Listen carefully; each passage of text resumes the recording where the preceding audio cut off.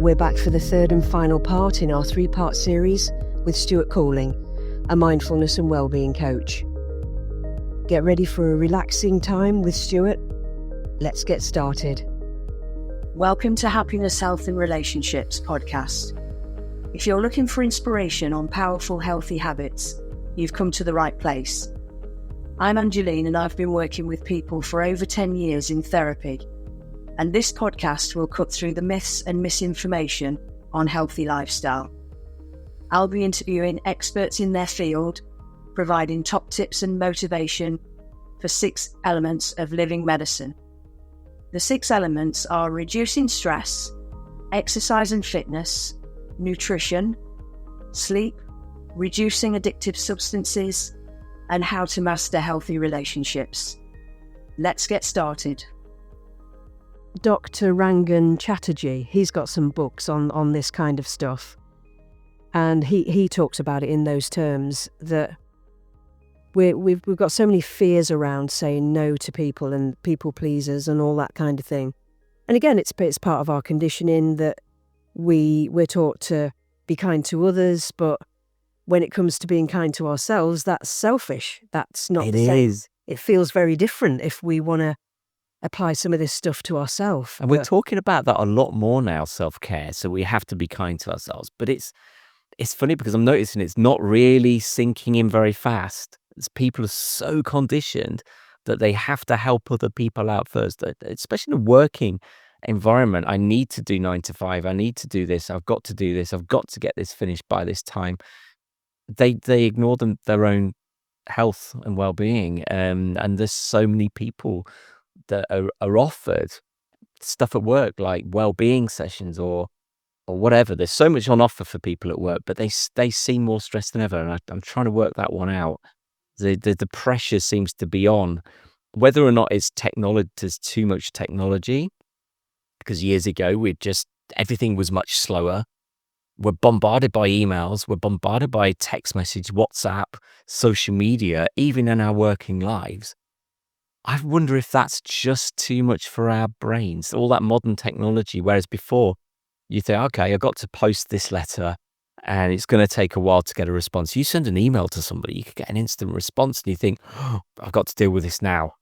So no matter what is on offer, well-being wise at work, it's about, okay, so how am I going to make sure that this actually happens? Am I going to take the pauses that I've been told about? Am I going to take 10 minutes out, take my lunch break and have it mindfully, have that cup of tea mindfully and be present with it rather than multitasking? And multitasking is interesting because it feels like we can multitask, but actually the brain can only think about one thing at once, which is why mindfulness is so powerful. But we can flick from one thing to another really quickly. But that's actually quite unhealthy for our brain. So if we're watching telly and on our phone and whatever else is going on, our brain is flicking between, multiple things at once. Yes. And it's not good for our brain at all. It's not. And somebody once told me, if you watch a TV program now compared to a TV program made in the 70s, for instance, you watch how many times the camera changes and flicks to something else or a different scene. You watch TikTok videos that are so fast. Somebody suggests that I go on TikTok and do mindfulness. Well, that kind of goes against everything for me. I could do a quick mindfulness demonstration on TikTok, but then it's on the mobile phone. It's literally 1 minute. I don't know. Our minds are speeding up, sadly, rather than slowing down. And technology is a part of that. Technology is cool. It's bringing everybody together, but at the same time, we need that break.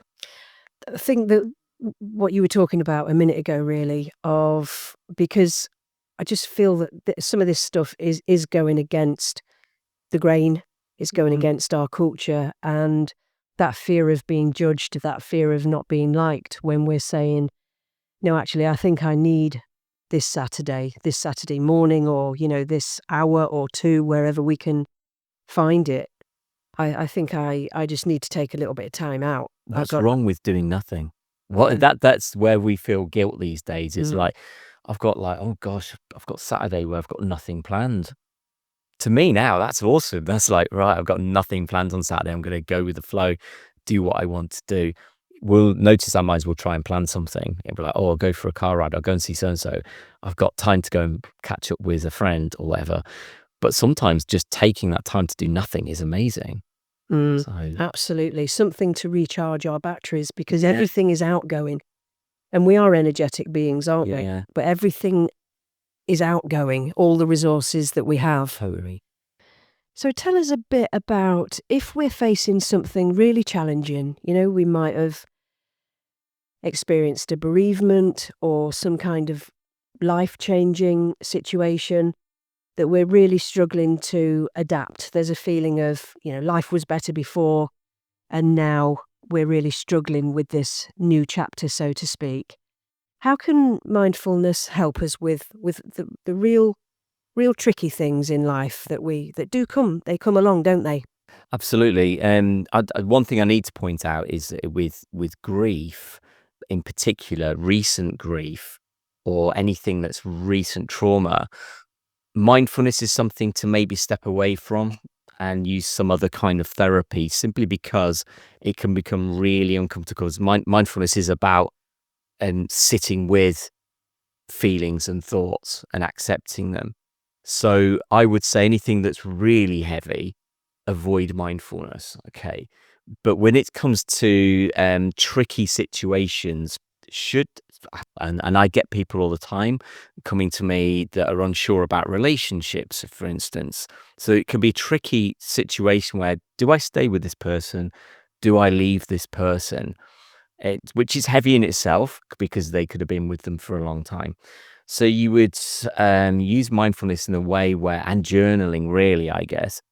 So you could meditate on it almost. That, okay, so what does it feel like to stay with this person? What are the benefits of staying with this person? What are the benefits of leaving this person? What's bad about staying with this person? What's bad about leaving them? So, and you weigh it all up and you really tune in. You maybe drew, I mean, people will get you to like the pluses and minuses of stuff.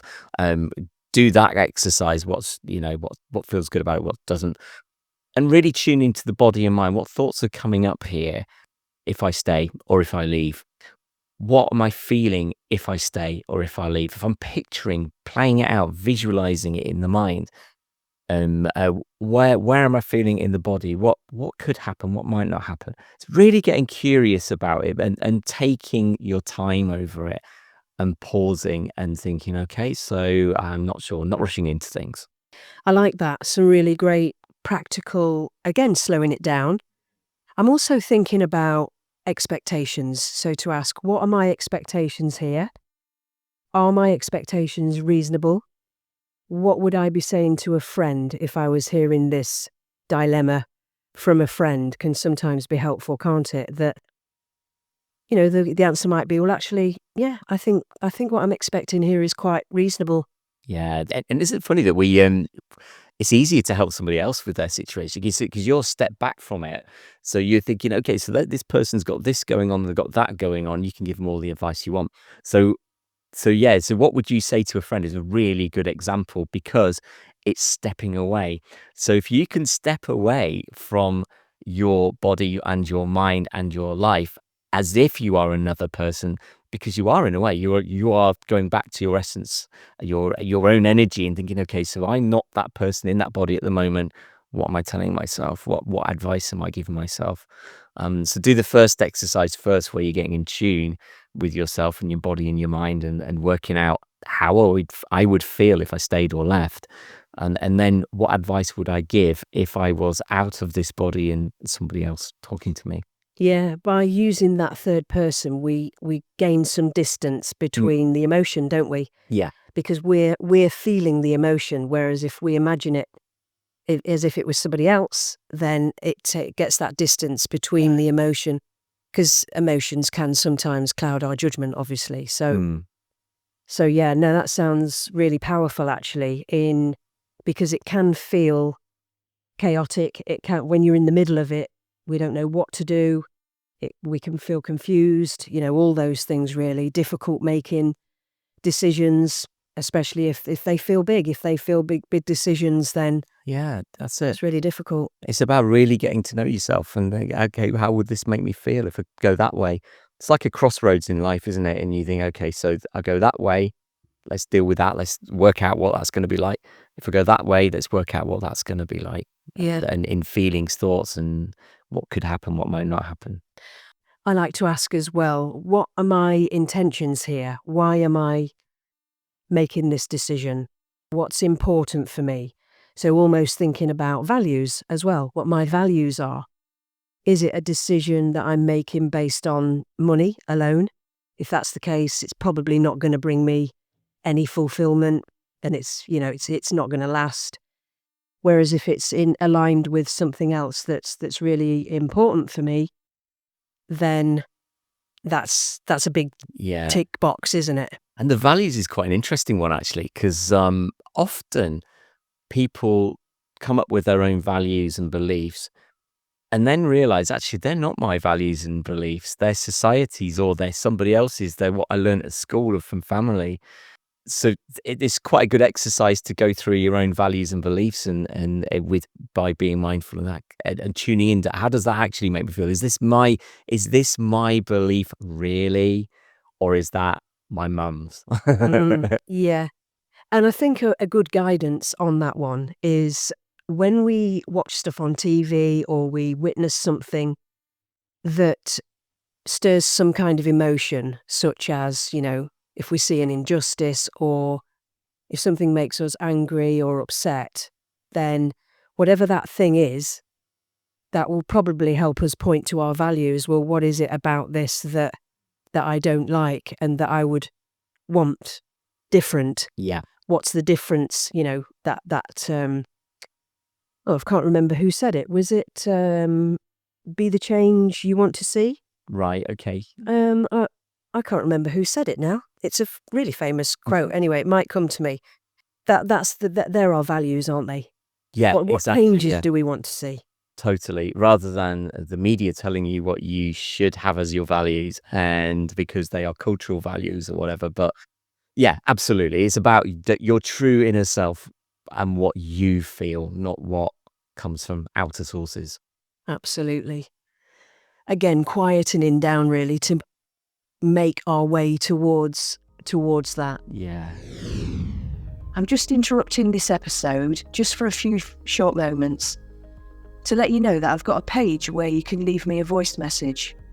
I want to make these podcasts as interactive as possible, and wherever I can, include you, my brilliant listeners, into these episodes. So head over to speakpipe.com/Angeline and go ahead and leave me a message. It could be a question, it could be a review. You might even want to let me know what you'd like to hear on the upcoming episodes. Whatever it is, please drop me a message and we might even include your message in upcoming episodes. I'll endeavour to answer all the questions, but I can't guarantee that I'll get to all of them, but I'll certainly give it a good go. Anyway, let's get back to it. So we've touched on challenges and making decisions there.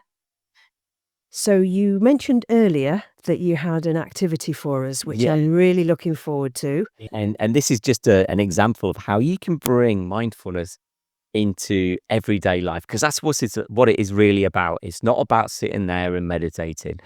It is, but that's a tiny part of it. It's about actually including mindfulness in everything you do. And I've got some cards, and this is a lovely pack of cards. It's about a mindful month, basically. So there's 31 cards, and you choose one per day, and they just take you through what you could do that day that isn't going to impact time or anything like that, or get in the way of doing something else. It's about probably doing that one thing mindfully rather than on autopilot, which we often do. We do things on autopilot if we do them every day. So I'm inviting you to choose one of these cards. Whichever one you want. Oh, eeny, meeny, miny, moe. Whichever you feel drawn to. And then just read it out and see what it says. Right. So, hang on, where's my glasses? Mindfully reaching for your glasses. Yeah. Taste something with a strong flavour, like coffee or a tangerine, for example, and pay pay close attention to what happens in your mouth, then what feelings these tastes evoke. Really try and appreciate how the object tastes and how that object makes you feel. Breathe it in deep without thinking of anything else but that object and the feelings it provokes. Try this a couple of times until you have fully understood and appreciated every aspect and emotion of the taste. So this is exactly what you were talking about earlier, weren't you? Yeah, Drinking the coffee. yeah, exactly. So Yeah. a simple thing that we do every single day is eating, and it's about bringing you full awareness. And I think that's a really good one to keep in your mind, because we do tend to multitask when we're eating and put it second. But it's the most important thing, isn't it? It keeps us alive. So if we can just show that gratitude, if we can just experience it fully, then we are living. I'm looking forward to that for lunch. I'm going to really be appreciative of the food, and actually as well, I'm thinking of something that we discussed earlier, that if I going to have a nice nutritious lunch and think about how the nutrition is fueling my body and healing my body. Because we alluded to that earlier, didn't we? If we believe something, then it's Yeah. it's going to be more likely. So yeah, absolutely. I'm going to try and incorporate that into my day, because like you say, we eat every day. That's just a really simple task that we can do today. Actually, we can make a start with that mindfulness today with doing that, can't we? Exactly. Yeah, totally. And you can even start in the morning by being mindful. So you're gonna have your mindful breakfast. Yeah, that's cool. That's brilliant. So, and you're just gonna do that one thing. But even before that, as you wake up, what tends to happen, we go into thought mode and plan mode. So today I have got, what day is it? Oh, it's Friday. I've got this. Got to do the shopping. Got to fetch this. Got to do a podcast. I've got to go and do a session online. And your mind's going into plan mode, and you're adding to those layers on the onion, basically. So if you could just sit there and wake up and just notice the sound of the birds outside, notice the duvet around you, how warm you feel, what can you hear, what can you smell, what's your breathing like, what's your thoughts like today so far, and just 5 minutes rather than going into full on plan mode. Yeah, That will help you as well. So start your day mindfully. It's good. absolutely. And what helps me with that is that I'm a big fan of having things a list. So I've got my diary, obviously, and I've also got a list of stuff that kind of I'm working on at the moment. So, and I get a nice dopamine hit as well when I tick something off that list. So that's always good. But for me, I need to have things written down, because there's so many little things going on that I would find it really difficult, especially first thing in the morning when you're thinking about your day. So yeah, I'm a massive fan of a list. Have it on written down, and then I don't have to think about it. Yeah, exactly. And then it's often when we wake up in the middle of the night, normally 3 o'clock or something like that. So I sometimes go into planning mode and think, I've got this session today. I'm going to put this in it, put that in. Get a list next to your bed and write it down. Once it's off your mind, you will go back to sleep. So yeah. Yeah, absolutely. So what a pleasure. No, What that's an good. interesting conversation.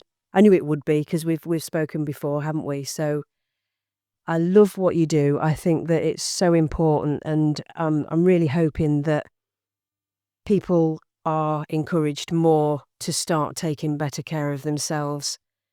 We are, the more we can incorporate this stuff, the less likely we are to rely on medication, and the more likely we are to live happier, healthier, Absolutely. and longer lives, really. Being fully present. That's something I'm really going to take away from today.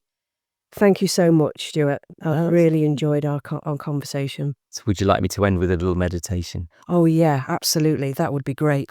Okay. Fantastic. So we'll just make it a couple of minutes as an example of what a meditation is. I've got my little bells here, which I will sound at the end. Lovely. So just allow yourself just to sit in that chair with your feet around hip width apart, your back nicely supported by the back of the chair. I'll leave a few gaps so that you can really tune in to when the mind decides it wants to grab your awareness away.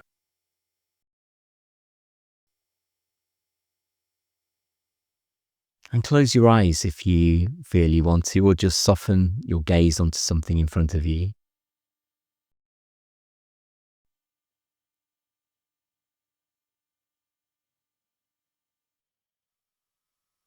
And just recognize what the mind is like today. What kind of thoughts? Are they taking you into the future with planning? Or are you going into the past and just going over stuff?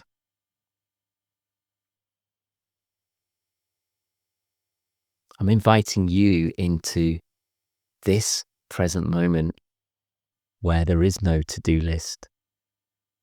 There is nothing to plan, no emails to respond to, nothing to think about other than just sitting here and breathing.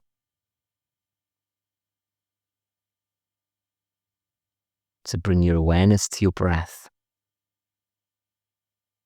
As you breathe in and breathe out, on each out breath, maybe allowing the body just to soften.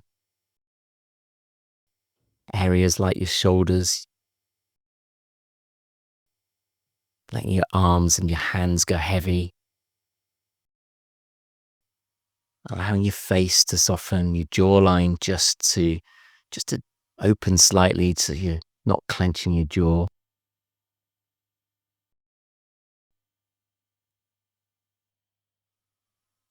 Breathing in space, breathing out, and letting go. Just for a moment, follow the journey of your breath in through the nose, out through the nose, and where you notice it in between.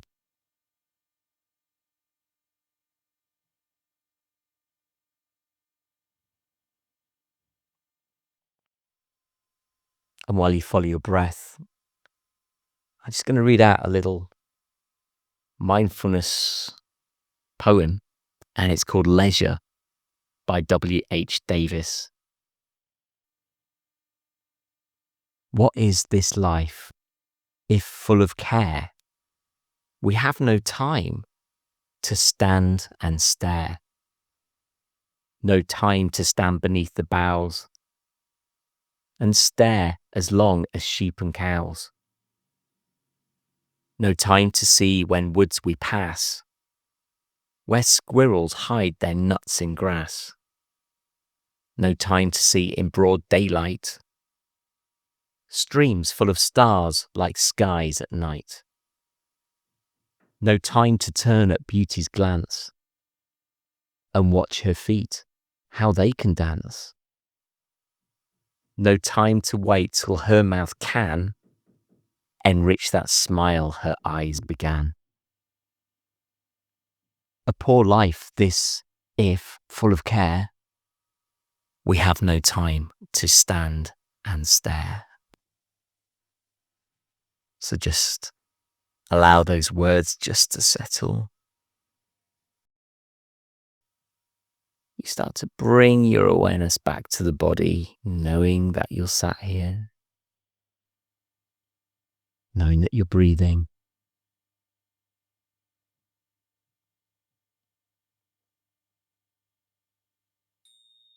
Just start to wiggle your fingers and toes.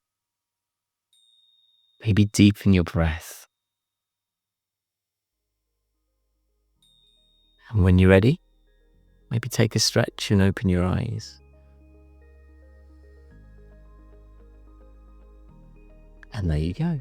It feels really nice, doesn't it? Just those few minutes. Yeah. We can all grab a few minutes here and there, can't we?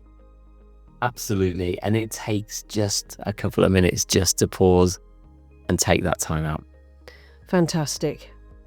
On that note, we'll leave it for there, but I'm sure that we'll have some more conversations in the future. I hope so. Thoroughly enjoyed it. Thank you for having me on. And that's it for another episode of Happiness, Health and Relationships podcast. If you'd like to find out more ways that you can work with me, then head over to happinesshealthrelationshipspodcast.com, and I'll see you on the next episode.